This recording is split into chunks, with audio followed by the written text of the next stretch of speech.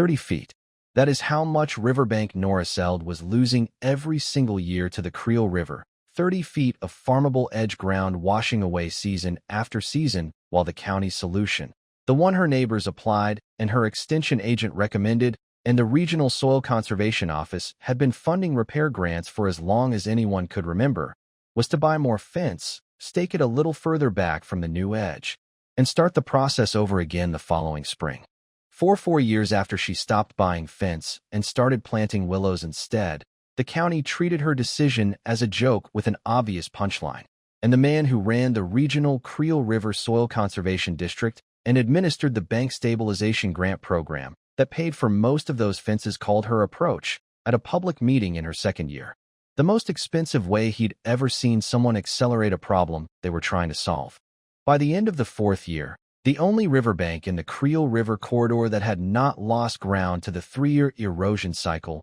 that had been stripping farmland off both sides of the river since the mid-1980s was the quarter-mile of bank Noriseld's willows were holding, and the willows themselves, harvested for the first time that same autumn, had brought in more revenue from regional florists, basket weavers, and a specialty woodworking supplier than the fence she'd stopped buying had ever cost in any single year. The man who had called her approach an expensive mistake was the same man who sat at a river corridor emergency management meeting that winter watching a wetland ecologist use his own district's bank erosion monitoring data to show that the grant-funded riprap and fencing program his office had been administering for 11 years had not slowed the Creel River corridor's average erosion rate by a single measurable foot over the entire period of its operation. Grant Selby had run the Creel River Soil Conservation District for 11 years, controlled the bank stabilization grant allocation that determined which properties qualified for repair funding,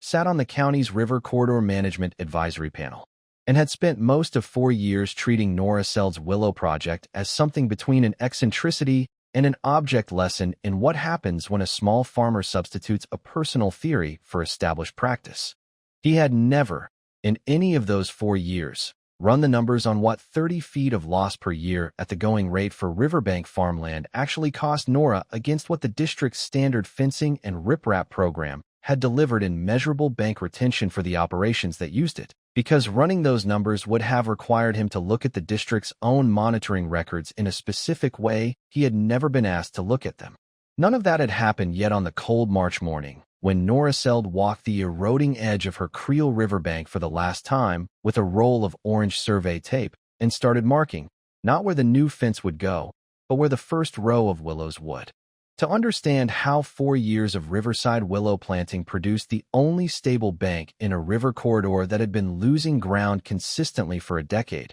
you have to start with what the district's fencing program was actually doing to the bank, and with the reason nobody in the county had been looking at that question honestly before Nora's willows made it impossible to avoid. Creel River ran south to north through the flat agricultural heart of its county, a slow-moving but persistent river that had been undercutting the banks of its corridor farmland since the large-scale drainage tile installation in the 1960s had increased the speed and volume of water entering the system and changed the river's seasonal flow patterns in ways nobody had fully accounted for at the time. Grant Selby had taken over the Soil Conservation District from his predecessor in the early 1980s, inheriting a bank stabilization program that was already more than a decade old and that distributed annual repair grants to riparian landowners along the Creel for riprap installation and fence replacement. The standard practice for managing active bank erosion in the region and the approach that the state conservation agency's technical guidance documents had recommended since the 1970s. The program spent between $60,000 and $90,000 per year, depending on how bad the erosion season had been, and it had done so continuously for 11 years of Grant's tenure, without any formal evaluation of whether the erosion rate along the corridor had changed during that period. Because evaluating the program's effectiveness against a baseline erosion rate was not something the district's reporting requirements asked for, and not something Grant's staff had the bandwidth or the specific expertise to conduct independently. Grant sat on the River Corridor Management Advisory Panel that set the program's technical parameters and approved its annual funding requests, and he had developed, over 11 years of administering the same approach to the same problem, the particular certainty of a person who has never been required to defend a program's outcomes against its stated objectives. People in the county talked about Grant Selby's conservation expertise the way they talked about the river itself, as a given rather than a position, something that had been there long enough that questioning it felt less like intellectual inquiry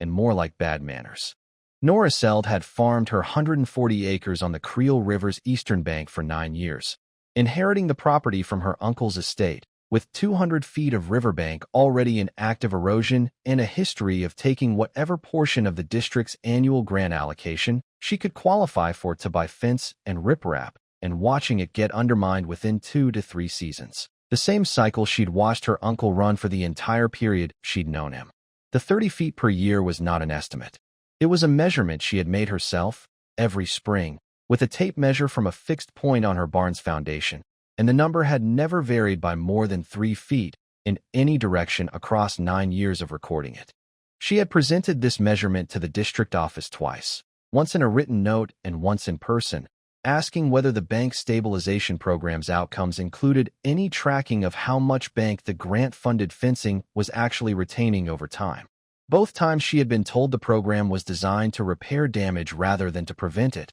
and that the prevention question was a different program category with its own funding stream, which was technically accurate, and which was also, she had decided by the end of the second conversation, a way of saying that nobody at the district office had ever been asked to look at whether the repair program was working.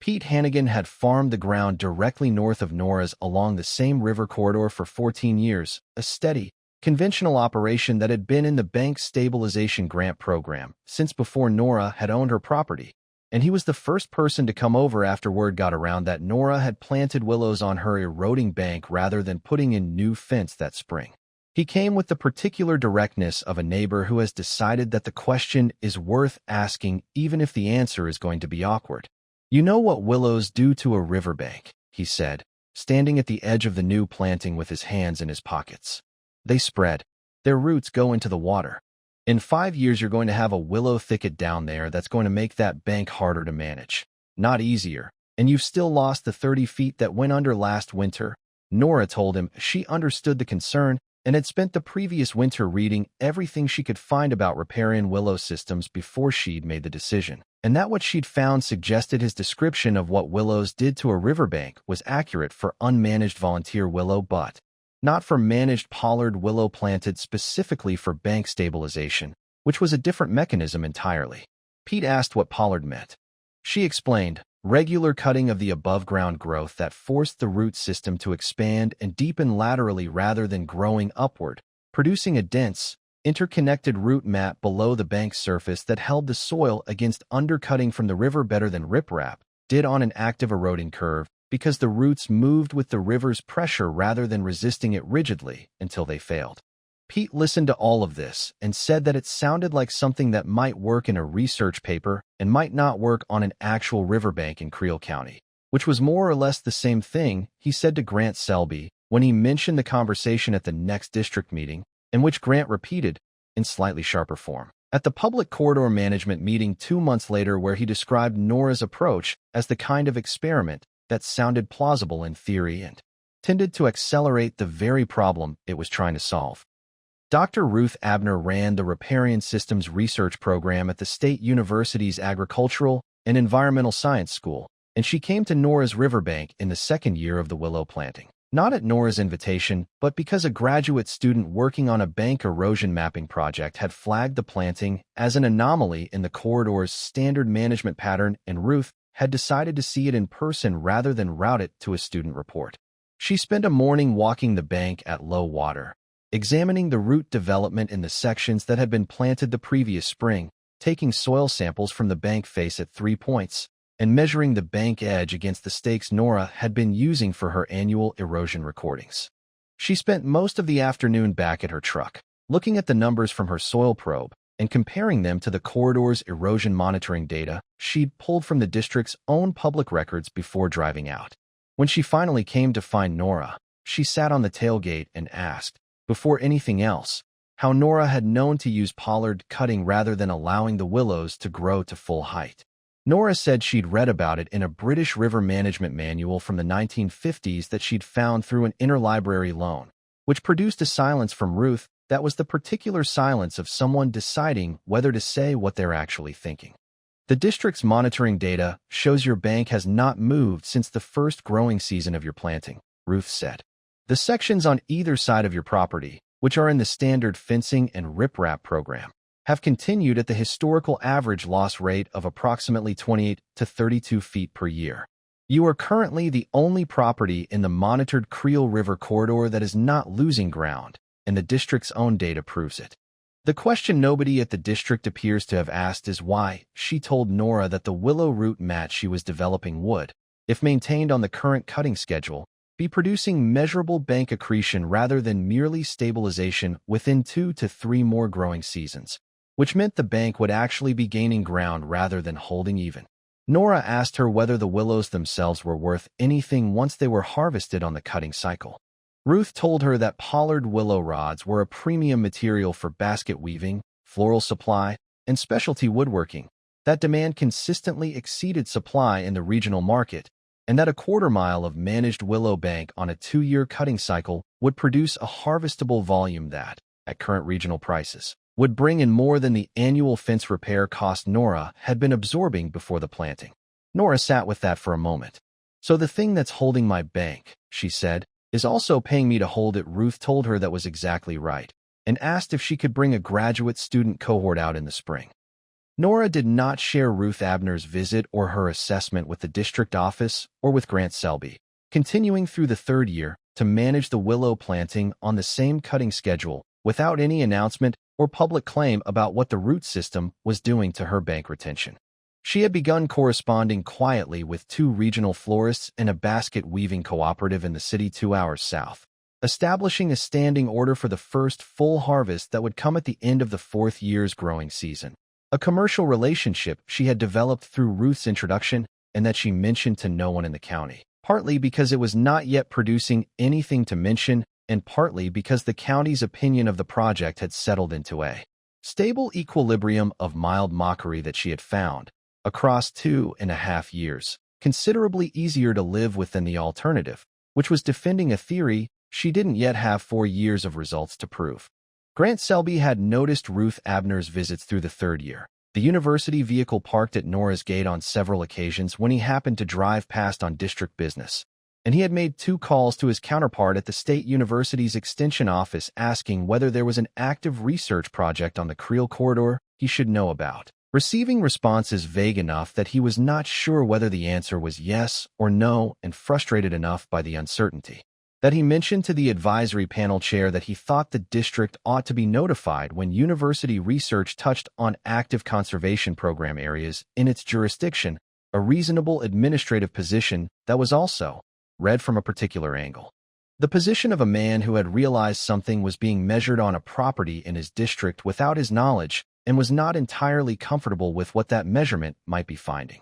He sent a formal letter to Nora in the spring of the 4th year asking for a status report on the willow planting under the district's discretionary monitoring authority for non-standard bank management practices, a letter that arrived 2 weeks after Nora had already asked Ruth Abner whether the monitoring data was ready to present publicly.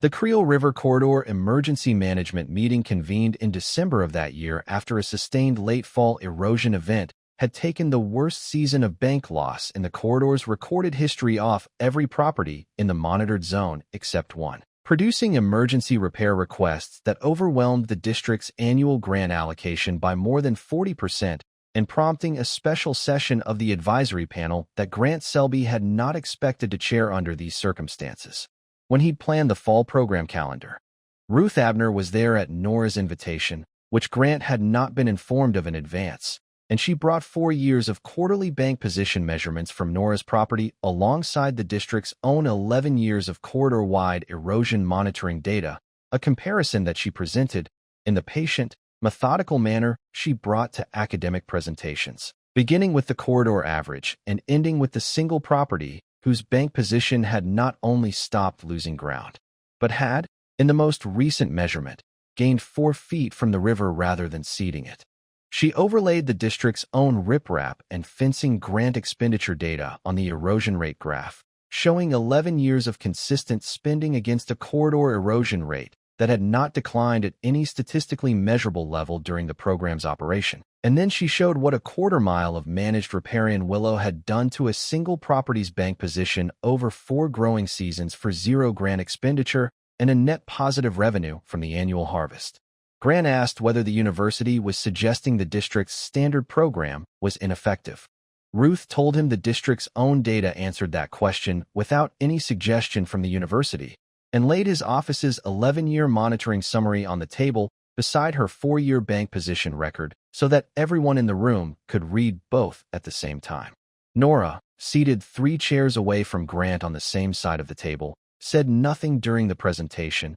because Ruth was saying everything that needed to be said in a language that the district's own records supported without requiring any interpretation. The advisory panel voted before the meeting adjourned to commission a formal corridor-wide assessment of managed riparian vegetation as a bank stabilization alternative, the first departure from the district's standard program approach in 11 years of Grant Selby's tenure. And the motion passed unanimously, including Grant's own vote, which was the clearest signal available from that meeting about where the room's arithmetic had landed. The erosion assessment that followed produced, in the spring of the following year, a formal recommendation from Ruth Abner's program for a phased transition of the district's bank stabilization grant allocation toward managed riparian willow planting along the corridor's most actively eroding sections. A recommendation the advisory panel adopted with a speed that surprised everyone who had been watching the district operate under its previous management approach. Pete Hannigan enrolled his Northern Bank section in the pilot planting program in the first year of the new approach, the second property in the corridor to adopt managed willow after Nora's, and described the experience of standing on a bank that was actually accreting rather than eroding as the most unfamiliar sensation he'd had in 14 years of farming the same river edge. Grant Selby retained his position at the district through the transition, because the transition was framed as a program evolution rather than a correction of error, which was the framing that made it most likely to actually happen rather than stall in the kind of institutional defensiveness that tends to preserve approaches long past the point where the evidence has moved on from them. He drove out to Nora's property in the spring after the panel's vote, parking at the gate where he had, 2 years earlier, framed her planting as an expensive acceleration of her own problem. He walked the bank with her in the early morning light and looked at a river edge that was visibly further from the water than it had been the last time he'd looked at it, a 4-foot gain on a bank that had been losing 30 feet a year for as long as anyone in the county could remember, and he asked her, without any of the authority he'd carried into every previous conversation about the subject, whether she would be willing to work with Ruth Abner's program to develop a planting protocol guide the district could use for the new program. She told him she would, on whatever schedule worked for everyone involved, and walked the rest of the bank with him without making him stand in front of the willow rows accounting for the specific words he had used about them at a public meeting 4 years earlier, because the roots had already made that accounting for her, one season at a time, in a way that was considerably more legible than anything either of them might have said out loud. The lesson the Creel River corridor eventually took from the 4-year period between Nora Seld's first willow planting and the district's formal program transition was one that ran directly against the particular comfort that institutional consistency provides. The comfort of doing the same thing the same way long enough that the absence of results stops looking like a failure and starts looking like the expected condition of a difficult problem. Grant Selby had administered a bank stabilization program for 11 years that his own district's monitoring data showed had not stabilized a single measurable foot of the corridor's riverbank over its entire period of operation. And the reason nobody had noticed was not that the data was hidden or the monitoring was inadequate, but simply that nobody had ever put the 2 lines of the graph on the same page and looked at them next to each other, which is a thing that is very easy not to do when you are the person responsible for both the program and the monitoring, and when your reporting requirements never ask you to compare them.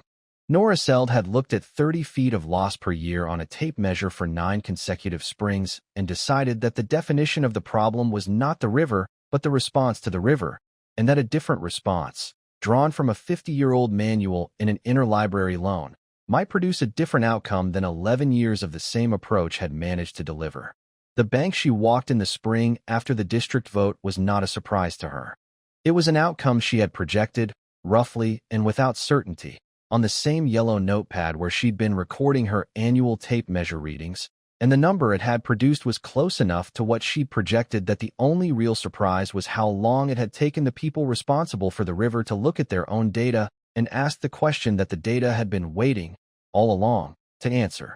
Drive along the Creel River corridor today, and the section of managed willow bank on Noraseld's property is the oldest continuous planting in the corridor, now in its 8th year of active management, and the difference between that quarter-mile of held, slightly accreting bank and the neighboring sections that are still catching up to it is visible enough from the county road that the county's new extension agent uses it as the first stop on the orientation drive she gives every incoming staff member, because she has found that seeing it in person explains, more efficiently than any amount of briefing material, why the question the district spent 11 years not asking was the most important one it had.